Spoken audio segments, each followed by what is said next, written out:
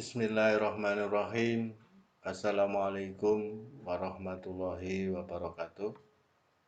Selamat bertemu kembali dengan Pak Wikimia.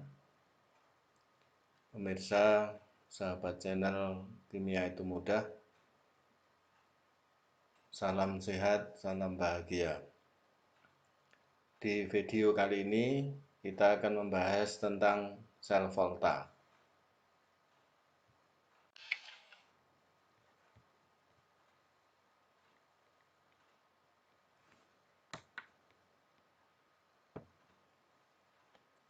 Nah, sel volta itu merupakan salah satu bagian dari sel elektrokimia.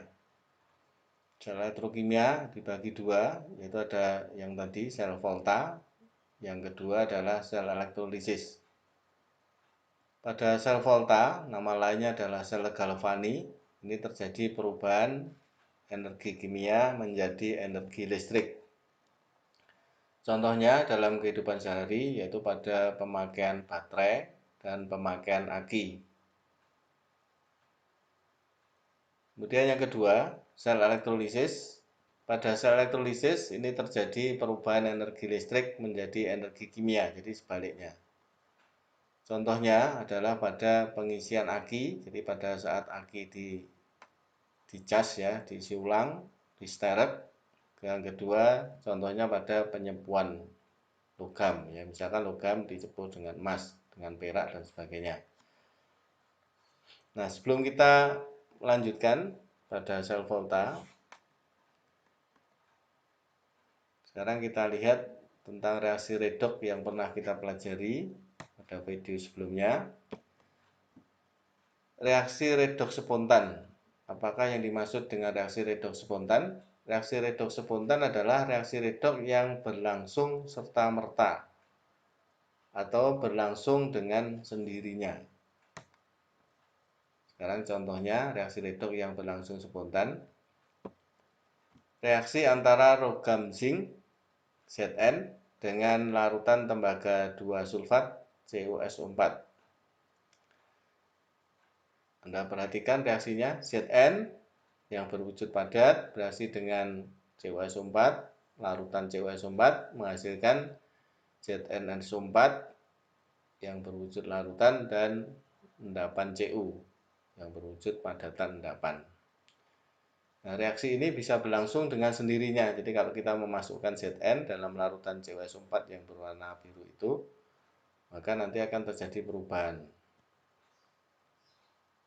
Nah, sementara kalau kita balik, Cu kita masukkan ke dalam larutan ZnSO4, maka tidak akan terjadi perubahan. Jadi tetap. Jadi Cu-nya tetap, ZnSO4-nya tetap. Ini berarti dikatakan reaksi tidak berlangsung. Atau dengan kata lain, reaksi yang pertama tadi, Zn dengan CuSO4 menghasilkan ZnSO4 dan Cu merupakan reaksi yang spontan, yang berlangsung dengan sendirinya. Sedangkan reaksi Cu dengan ZnSO4 ini tidak terjadi, tidak spontan. Dia akan berlangsung terjadi jika ditambahkan dengan aliran listrik. Jadi terjadinya karena ada energi dari luar.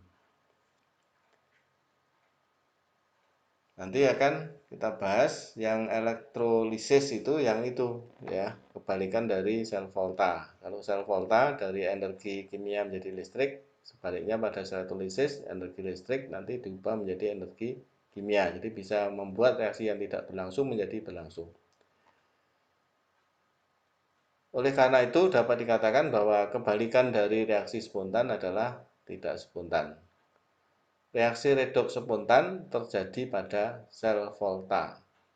Reaksi redoks yang tidak spontan terjadi pada sel elektrolisis.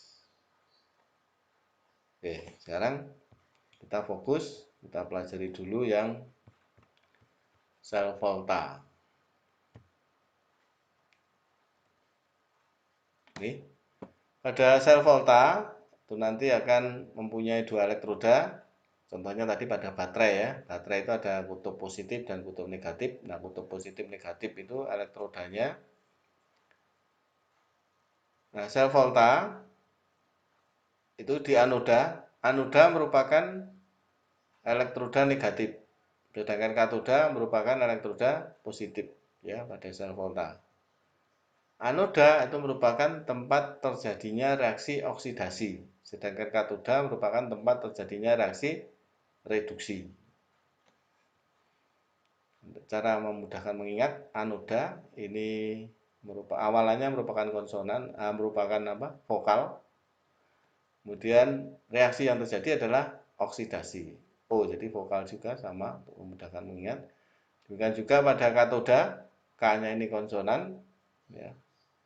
Kemudian terjadi reaksi reduksi R konsonan. Ini salah satu cara untuk memudahkan mengingat. Anoda reaksinya adalah oksidasi, katoda reaksinya adalah reduksi. Ini berlaku, oksidasi reduksi ini berlaku baik pada sel volta maupun sel elektrolisis. Jadi pada sel volta maupun sel elektrolisis di anoda pasti terjadi reaksi oksidasi dan di katodanya pasti terjadi reaksi reduksi. Yang membedakan sel volta dan elektrolisis adalah pada kutub-kutubnya ini, kutub positif negatifnya. Pada sel volta ini anodanya negatif, katodanya adalah positif. Nanti di elektrolisis sebaliknya. Kemudian cara lain untuk memudahkan mengingat, pada katoda baik pada sel volta maupun sel elektrolisis berlaku Kare. Kare itu singkatan dari katoda reduksi. Ya, kalau Anda suka kare ayam, maka kalau makan kare ayam akan teringat bahwa kare itu singkatan dari katoda reduksi. Kalau katoda reduksi, maka secara pasti anodanya adalah oksidasi. Untuk mudah mengingat ya. Kemudian cara lain untuk memudahkan mengingat kutub positif negatif pada sel volta itu pakai kata ini, kapanta. Kapanta. Ini singkatan dari K-nya itu katoda, P-nya positif, A-nya anoda, E-nya negatif. Nah, ini hanya berlaku pada sel volta, hanya terjadi pada sel volta, katoda positif, anoda negatif. Ya, mudah-mudahan dengan demikian Anda bisa mengingat dengan baik. Termasuk ini juga satu cara untuk mengingat AO ya, anoda oksidasi, KR katoda reduksi. Oke, kita lanjut. Susunan sel volta.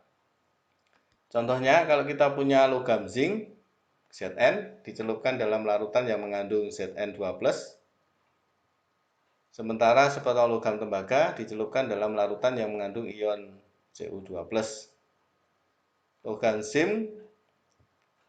zinc akan larut sambil melepaskan 2 elektron. Berarti terjadi reaksi apa?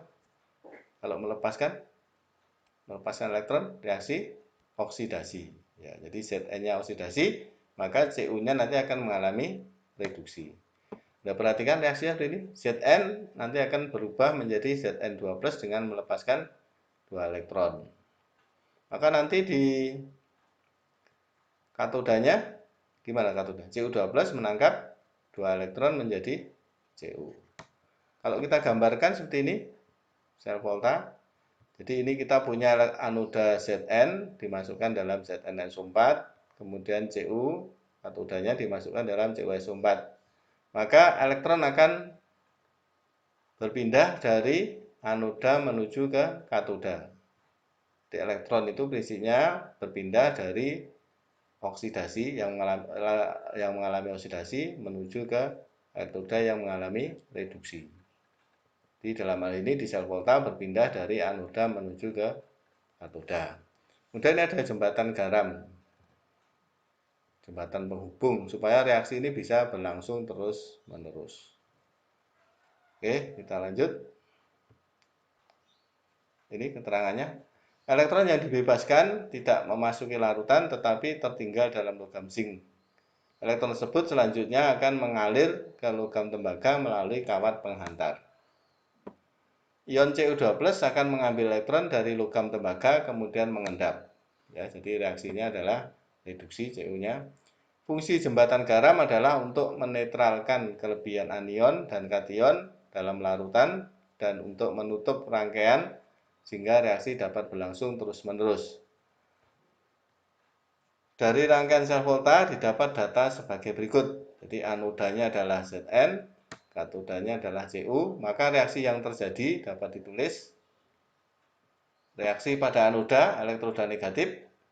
Ini juga salah satu cara untuk mengingat. Jadi kalau menuliskan reaksi anoda, kemudian kutubnya negatif gitu ya. Zn menjadi Zn2+ dengan melepaskan 2 elektron. Kemudian reaksi di katoda elektroda positif, Cu2+ menangkap 2 elektron menghasilkan Cu. Kalau dijumlahkan menghasilkan reaksi sel. Ingat sebelum dijumlahkan jumlah elektron yang dilepaskan dan ditangkap harus sama. Ini kebetulan sudah sama. Reaksi selnya Zn bereaksi dengan Cu2+ menghasilkan Zn2+ dan Cu. Susunan suatu sel volta dapat dinyatakan dengan suatu notasi singkat yang disebut dengan diagram sel, notasi sel atau diagram sel. Kalau reaksinya seperti tadi, maka bisa kita tulis Zn menjadi Zn2+, dan ini tanda untuk jembatan garam, Cu2+-nya menjadi Cu, atau dengan kata lain untuk memudahkan menuliskan notasi sel atau diagram sel, yang ditulis lebih dulu adalah oksidasi, sebelah kiri oksidasi, sebelah kanan adalah reduksi. Atau dengan kata lain, sebelah kiri adalah reaksi pada anoda, sebelah kanan reaksi pada katoda. Berdasarkan notasi di atas, di sebelah kiri menunjukkan anoda dan di sebelah kanan menunjukkan katoda. Sedangkan garis sejajar ini menggambarkan jembatan garam. Oke, sekarang ini contoh soalnya. Tuliskan notasi sel volta pada reaksi berikut ini. Zn bereaksi dengan 2 AgNO3 menghasilkan ZnNO3 2 kali dan 2 Ag. Jadi berarti Zn-nya mengalami oksidasi, Ag-nya mengalami reduksi. Ya, bisa dilihat di bilognya ini 0 menjadi +2. Ini dari +1 menjadi 0 ya. Zn-nya berarti sebagai anoda, Cu-nya sebagai Ag-nya sebagai katoda. Ingat, anoda oksidasi, katoda reduksi. Sehingga notasi selnya bisa ditulis Zn menjadi Zn2+, kemudian Ag+ menjadi Ag.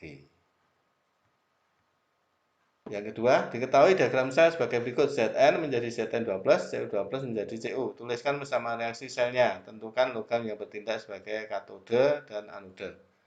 Jawabnya, perhatikan reduksi Cu2+. Reduksi maksudnya reaksi pada katoda ya. Cu2+ menangkap 2 elektron menjadi Cu. Reaksi pada anodanya, oksidasi, Zn menjadi Zn2+ dengan melepaskan elektron. Ini nulisnya bisa oksidasi di atas, reduksi di bawah ya, boleh dibolak-balik. Kemudian reaksi selnya kita jumlahkan.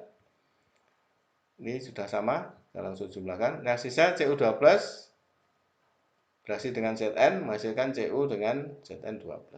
Itu ya. Jadi kalau ditanyakan berapa potensial elektroda yang dihasilkan, nanti akan kita pelajari lanjutan dari video ini adalah potensial elektroda.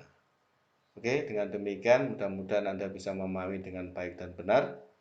Kalau misalkan ada pertanyaan, silahkan ditulis pada kolom komentar. Insya Allah nanti akan kami jawab. Oke, untuk hari ini hanya ini yang bisa kami sampaikan. Terima kasih atas segala perhatian. Mohon maaf atas segala kekurangan. Wassalamualaikum warahmatullahi wabarakatuh.